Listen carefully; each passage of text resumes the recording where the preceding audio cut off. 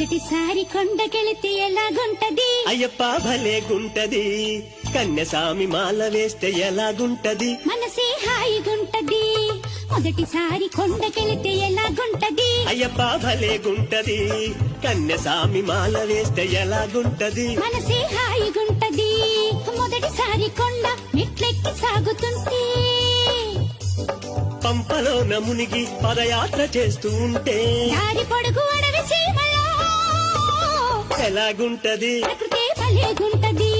శబరి శిఖరిపై జన్మమే ధన్యమవుతది మొదటిసారి కొండకెళితే ఎలాగుంటది అయ్యప్ప భలేగుంటది కన్యసామి మాల వేస్తే ఎలాగుంటది మనసే హాయిగుంటది